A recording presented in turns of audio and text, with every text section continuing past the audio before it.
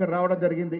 ఇదే సందర్భంగా ప్రజలకి వాస్తవాలు తెలియజేయడానికి వచ్చినటువంటి సీనియర్ కాంగ్రెస్ నాయకులు సల్మాన్ ఖుర్షీద్ గారు ఇక్కడ రావడం జరిగింది.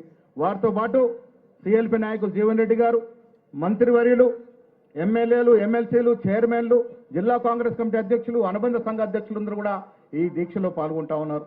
రాష్ట్ర ముఖ్యమంత్రి శ్రీ రేవంత్ రెడ్డి గారిని మాట్లాడాల్సిందిగా విజ్ఞప్తి చేస్తా ఉన్నా.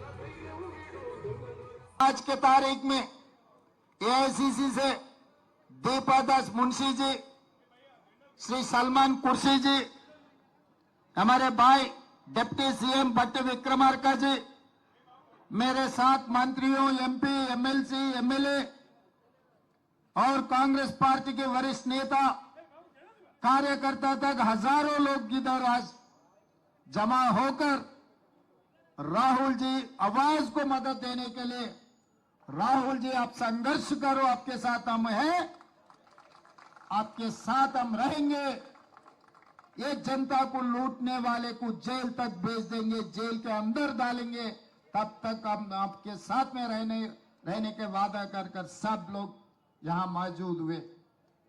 मित्रुलारा ఈ రోజు ప్రధానమంత్రి గారు పదే పదే రైల్వే స్టేషన్లో నేను ఛాయ్ అమ్మి దేశానికి ప్రధానమంత్రినైనా అని చెప్తుంటారు.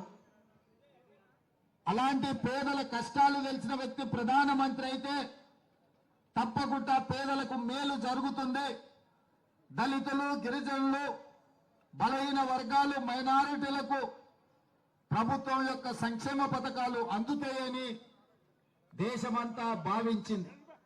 కార్యాలయం ముందు గంటల కొద్దీ నిరసన తెలిపి ఈ రోజు దేశ ప్రజలకు మనం చెప్పదలుచుకున్నాం, ఈ జాతి సంపద పేదలకు చెందాల్సింది కేవలం ఇద్దరు వ్యక్తులకు దోషపెడుతున్నారు. మరో ఇద్దరు వ్యక్తులన్న సంగతి ఇవాళ ప్రపంచానికి చెప్పాలి, ప్రపంచానికి తెలవాలి అని ఈ రోజు మనం నిరసన కార్యక్రమంలో కూర్చున్నాం.